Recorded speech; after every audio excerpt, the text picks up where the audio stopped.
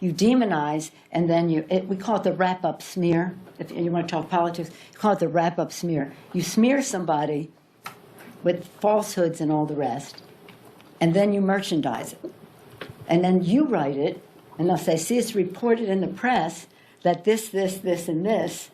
So they have that validation that the press reported the smear, and then it's called the wrap-up smear. Now I'm going to merchandise the press's report on the smear that we made. And it's a tactic. Donald Trump's former chief of staff, John Kelly, a retired four-star general, confirmed that while Donald Trump was president, he said he wanted generals like Adolf Hitler had. Donald Trump said that because he does not want a military that is loyal to the United States Constitution. He wants a military that is loyal to him. He wants a military who will be loyal to him personally, one that will obey his orders even when he tells them to break the law or abandon their oath to the Constitution of the United States. In just the past week, Donald Trump has repeatedly called his fellow Americans the enemy from within, and even said that he would use the United States military to go after American citizens. And let's be clear about who he considers to be the enemy from within. Anyone who refuses to bend a knee or dares to criticize him would qualify, in his mind, as the enemy within, like judges, like journalists, like nonpartisan election officials. It is deeply troubling and incredibly dangerous that Donald Trump would invoke Adolf Hitler, the man who is responsible for the deaths of 6 million Jews and hundreds of thousands of Americans. All of this is further evidence for the American people of who Donald Trump really is. This is a window into who Donald Trump really is, from the people who know him best, from the people who worked with him side by side in the Oval Office and in the Situation Room. And it is clear from John Kelly's words that Donald Trump is someone who, I quote, certainly falls into the general definition of fascist, who in fact vowed to be a dictator on day one and vowed to use the military as his personal militia to carry out his personal and political vendettas. Donald Trump is increasingly unhinged and unstable. And in a second term, people like John Kelly would not be there to be the guardrails against his propensities and his actions. Those who once tried to stop him from pursuing his worst impulses would no longer be there, and no longer be there to rein him in. So the bottom line is this. We know what Donald Trump wants. He wants unchecked power. The question in 13 days will be, what do the American people want? Thank you. Explains how Democrat weaponization of the media and lies works. It's very simple. You make up a lie about your opponent, you merchandise it to the press, and then you do a press conference on the reports. So they made up a lie about Donald Trump, that he loves Hitler, that he disrespects our military. We all know those things to be false. And then they bring that, it comes from within the Democrat Party. They take that to their urchins at the Atlantic, the little goblins that write these things. The guy who created the Iraq War, the guy who was the number one defender of the Iraq War, Jeffrey Goldberg, completely disgraced, fraud. They have them write it. So the press writes it. They merchandise it. And then you're able to do a press conference and point to the article and say, wow, look at that. You wrote the article. Nancy Pelosi actually explains this in absolute and explains this point for point. And you're seeing it happen here. This isn't journalism. This is the most slanderous and despicable form of grievance lifting. And it falls completely flat. I mean, it really does. Check out some of these responses. Okay, they're comparing Trump with Hitler, the guy who has Jewish ancestors, Jewish son-in-law, and Jewish grandchildren. Why would he endorse Hitler and his generals? At least they make up a story that we can believe. Yeah, that's exactly right. Here's photos of Donald Trump wearing a yarmulke with Ben Shapiro. Story falls flat, with witnesses debunking it as proof that real Donald Trump is the furthest thing from Hitler. Same playbook, over and over again, used devoid of truth, is pathetic. This is how Biden started his campaign before he was overthrown, and it's how Kamala is finishing. It reeks of desperation, and it is laughable. You can see the multiple people who were in the room that were assisting with the families, that hurtful and disrespectful to the important changes that she made for service members. President Donald Trump did nothing but show respect for my family and Vanessa. In fact, I voted for President Trump today. Nick Ayers, who was chief of staff at the White House and working with President Trump in the room. I've avoided commenting on intra-staff leaks or rumors. According to our sources, this is any return for the woke. The woke have done it. They've burnt themselves to the ground. And these are the desperate flailings to try and just defend against the destruction and the atomization of their movement. Okay, here we go. The new hoax, The Guardian. Donald Trump did something inappropriate to me. 30 years ago, Donald Trump touched me in what felt like a twisted game, according to British tabloid. Stacey Williams says the ex-president, whose spokesperson denied the allegations, touched her in 1993 with Epstein. Epstein introducing them. Okay. Let's begin. If something happened to you 30 years ago and you decide not to say anything about it when Donald Trump was a public figure for that entire time, when Donald Trump ran for president, when Donald Trump toyed with running for president in 2012, ran for president in 2016, ran for president in 2020, that has been running for president for the better part of the last 3 years, then in October, you suddenly feel compelled to say something about it, days before the election, then forgive me, but I do not give any credit. You are Christine Blasey Ford, as far as I'm concerned. I do not give any, this is absolute and total opportunism. And none of the facts line up. Also, this individual is an Obama donor and supporter and activist. So, there's absolutely nothing that passes the smell test on this. Also, interestingly enough, they're trying to tie in Epstein's name to this. Let's do a little fact check on Donald Trump and Jeffrey Epstein. Jeffrey Epstein, who was an intel op, was tasked with an unlimited resources credit card in order to go and compromise important people in our country so that they could be held in check. Which foreign nations were running Jeffrey Epstein and which domestic organizations were running Jeffrey Epstein? I don't feel confident I can say them right now. But here's what I do know. I know, as a matter of fact, that he was working for Intel because that's what Alex Acosta said when he was asked why he let Jeffrey Epstein off the hook on his first sexual predator charges that he caught here in Florida in 1998. Alex Acosta said, under oath, I was told he belongs to Intel, so I had to give him up. It was above my pay grade. Alex Acosta said that. It's in the congressional testimony. It's on camera. You can see it. Jeffrey Epstein belonged to Intel. This Intel op was to go after people like Donald Trump, and they were able to get people like Bill Gates. Oh, suddenly, Bill Gates is donating to the Democrat Party. Isn't that interesting? They were able to get people like Bill Clinton. They were able to get some of the biggest names in the movement, in the country, right? In the greater political and cultural zeitgeist. That's what the op was for Jeffrey Epstein. One single man, testified against and worked to put Jeffrey Epstein behind prison and behind bars. One single billionaire in this country, as far as we know, one billionaire in this country worked with the prosecution to make sure that Jeffrey Epstein caught a case in Palm Beach for his sick crimes. One person banned Jeffrey Epstein from his properties and his clubs, and that man is Donald Trump. You can go check with the lawyers who put Jeffrey Epstein behind bars. They praise Donald Trump's name. They sing on his name.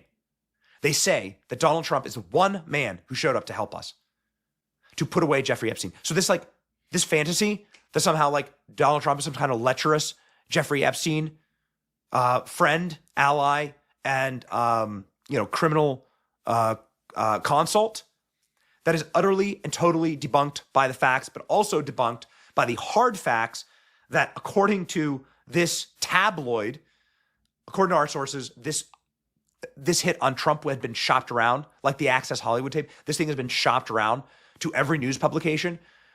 Somewhere upwards of 30 to 40 news publications have passed on the story because there is no merit to it. There is no proof to it. There is nothing other than libelous accusations that ring really hard against the actual accuser, given the timing and nature of them, given Donald Trump's history with Jeffrey Epstein, and most importantly, given the total factual inaccuracies of the testimony. Late winter of 1993, I was on a walk with Jeffrey Epstein in his brownstone on the Upper East Side down Fifth Avenue when Jeffrey looked up at me and said, let's stop by and see Trump. Okay, that's what this individual alleges. However, Epstein only moved into the Wexler mansion, rather famous as the FBI raided it and so on, in 1996. So you're talking about time traveling now? Garbage. Complete garbage. Debunked. Sorry, ladies and gentlemen. Maybe not hundreds, but dozens of outlets passed on this story. Axios, Bloomberg, CBS, CNN, allies have all said that they were approached about the story 3 weeks ago. They all passed. People are saying effectively that this person has absolutely no credibility, and that the open and blatant bloody cheek of opportunism kind of rings quite loudly here. Okay, here we go. So Donald Trump, story about the general. Apparently, Donald Trump was really mean to a general, general and his family during his funeral. Okay, at the White House. So let's go ahead and look at this. I need the kind of generals that Hitler had. Trump's obsession with dictators and disdain for America's military is deepening. Writes the guy who brought you the Iraq War. So this is what The Atlantic published. Total smear. I don't want to spend too much time on it because all of it's fake. None of it's real. All of it is based on nameless, faceless sources. And we all know what those sources mean. But let me tell you, somebody who does have the bravery to stand up, the actual families that are implicated in this. Here we go. From Myra Gulen. Okay, Myra Gulen. Wow, I don't appreciate how you are exploiting my sister's death for politics. Hurtful and disrespectful to the important changes that she made for service members. President Donald Trump did nothing but show respect for my family and Vanessa. In fact, I voted for President Trump today. Nick Ayers, who was chief of staff at the White House and working with President Trump in the room. I've avoided commenting on intra-staff leaks or rumors or even lies as it relates to my time at the White House. But General Kelly's comments regarding President Trump are too egregious to ignore. I was with each of them and most. His commentary is patently false. Sorry, ladies and gentlemen. Trump volunteered to pay for the funeral of a murdered soldier. Excuse me.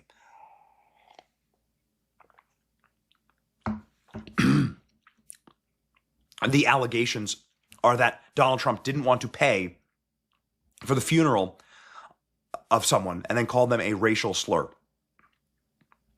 Ladies and gentlemen, now you have multiple members of Trump's actual staff coming forward and saying that this is a complete and total hoax. All of these allegations have been debunked by the family or people that are still inside of the still inside or outside of the Trump orbit who were in the room at the time.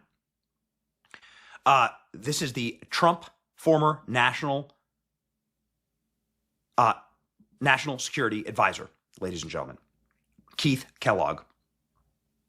Vice President Harris is a fraud. I was in the White House at a senior level much longer than General Kelly.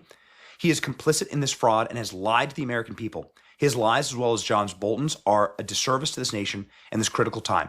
So are the vice presidents. okay, here we go, ladies and gentlemen. Kamala Harris, in total and complete coordination with this story, this shows you exactly how sick the regime is. Coordination with the story, did a mini press conference last night. I'm sorry, 1 day ago, where Kamala runs out and screams that Donald Trump's Hitler. Trump's meeting with the Gulen family. This is the family that he apparently disrespected upon their expiration, and it is laughable. You can see the multiple people who are in the room that were assisting with the families that have said this is totally and patently untrue. Like, at what point does the Atlantic must be sued for this? And like, at what point do you just drop lawsuits and say, prove it?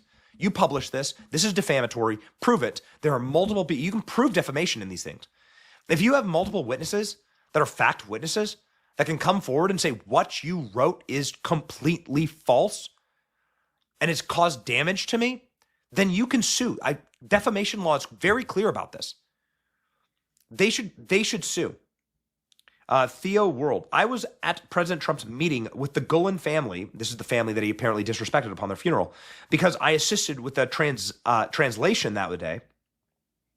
President Trump was genuinely concerned about Vanessa Gulen and appalled by the tragedy they were enduring. The Gulen family was poised and confident, advocating for the sister, and it's right again today. The Atlantic hit piece is a lie.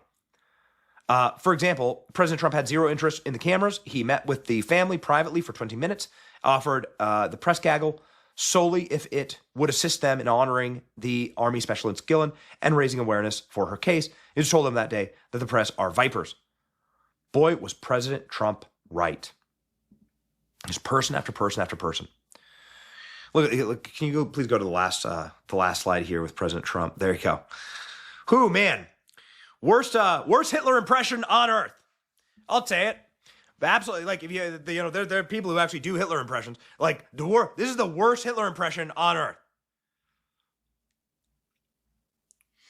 You want a better Hitler impression? Go look at how Kamala Harris and Joe Biden have talked about Jewish people. Which is, of course, a perfect person to do this, because Kayleigh McEnany, as press secretary, is in all these meetings. Let's go. I heard this overnight. So this is The Atlantic. It's Jeffrey Goldberg. And here's the headlines from The Atlantic. Trump, I need the kind of generals that Hitler had. And you can see the subtitle there, the Republican nominee's preoccupation with dictators. And it goes on.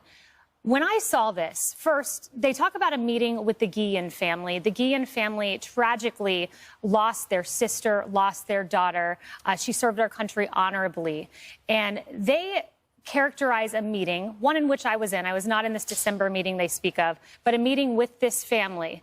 And here's what the sister said about this story. Wow, I don't appreciate how you all are exploiting my sister's death for politics, hurtful, deceitful, the important changes she made for service members, and indeed she did. President Donald Trump did nothing but show respect to my family and Vanessa. I was in that July meeting. That was undoubtedly the case. But the reason my antennas went up last night when I saw the name Jeffrey Goldberg is because I was on a tarmac in September of 2020, and a story popped from him in The Atlantic, and it was the suckers and losers story we have all heard. Within hours, I was able to collect more than a dozen individuals, several who were firsthand sources saying that never happened. Zach Fuentes, who was an aide of John Kelly, came out and said that never happened. We found contemporaneous documents disputing the reporter who said Trump did not go to the cemetery, not because of a bad weather call. John Bolton's book disputes that. We found a contemporaneous document to dispute that. My point is, this is based on 4 anonymous sources, 2 weeks before an election, 100%. Disputed by people on the record, and yet it led a CBS News broadcast. What a shame. Did they what include a shame. your portion? Did they include? No, they never reached out to me. I was in that first meeting, never reached out to me. But I will say this quickly. Donald Trump, I have never seen him more downtrodden than when the suckers and losers story came out.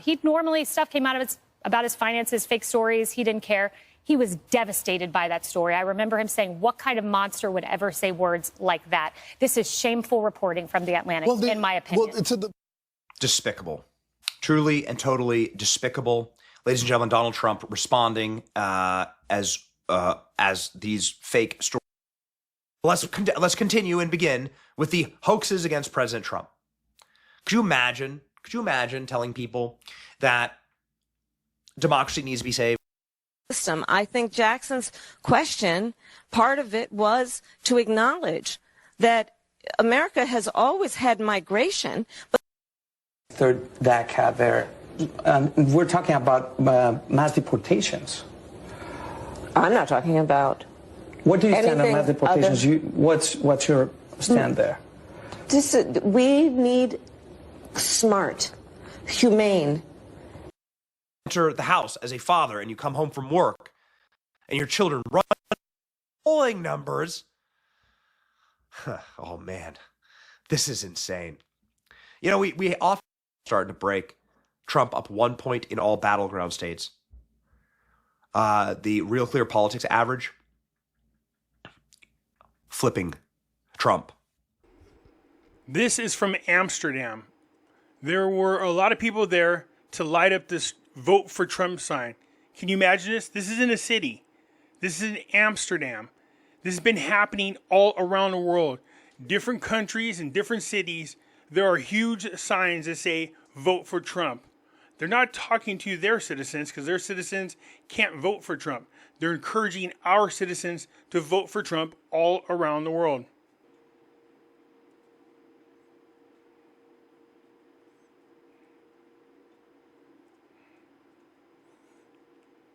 This is a big sign along the side of a building in Amsterdam.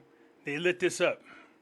In this emergency that we're in, I think that behooves artists to come out and speak for Kamala against Donald Trump, because he is an existential threat to the country. What do you say to that? You know what? I don't get too deep into politics. I didn't get a chance to watch the debate last night. I obviously have been watching like everybody else. I think voting is an individual choice. And I think that you're right. You have to look at the reality of the country that we are and the country that we want to be, and find the candidate that you feel both are who fits the category of where we want to be.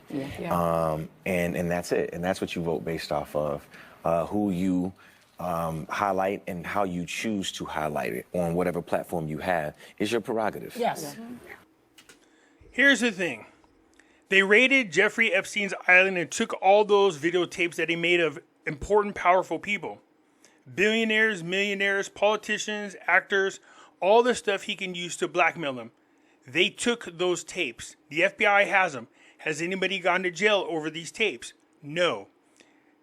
Puff Daddy, his place gets raided. They take all the blackmail tapes. Of all the entertainers that he has on those tapes, did anybody go to jail? No. But all of a sudden now you got a crap load of entertainers like Eminem and Usher coming forward and supporting Kamala Harris. They're targeting all the people that are on those tapes, blackmailing them, telling them to go forward and endorse Kamala Harris. They got the Epstein tapes, no one went to jail. They got the Diddy tapes, and nobody's gone to jail. They just use them to blackmail these people. Something very interesting happened to Usher after he said that. After he made that bold and very confident commentary on The View, no doubt someone that knows quite a bit about Diddy, including his bestie, Barack Obama. Oh, did you know that? Diddy did a bunch of Obama interviews. They're like good friends. They've been doing interviews. Diddy's been like hyping the Democrat Party for a very long time. Usher's entire career is based on Diddy, Diddy's connections, and Diddy's record company. Suddenly, Diddy, who's in jail, there started to be a lot of accusations, a lot of comments about baby oil and secret videos of A-list celebrities, people that had bigger stars than Diddy, politicians even. And ladies and gentlemen, just like that, overnight, Mr. Hey, I'm just like an entertainer, like you do you, America, suddenly is at Kamala Harris campaigns. Somebody got the call because 2 weeks later, so much for just you do you and I do me. He's up there endorsing Kamala Harris. Gee, what the hell do we got going on? Let's listen to the words carefully. Listen to what Diddy says about Usher. Usher look like he fresh off a goddamn plane. Usher Fresh off the garden stage. That's my brother right here from day one. We used to wake up and, I mean, damn, pause, but like, check this out. I mean, we used to wake up. Day one, we used to wake up and, I mean, damn, pause, but like, check this out. I mean, back in the days when he was like 10 and I was a little bit older, his older brother, we used to fight over the Frosted Flakes. You know what I'm saying? Before pause was invented. You know what I'm saying? But it's my brother for real. We used to actually That's my brother right here from day one. We used to wake up and, I mean, damn, pause, but like, check this out. That's my brother right here from day one. We used to wake up and, I mean, damn, pause, but like. Anyways, I look forward to your comments. I'll get back at you later. I'm out.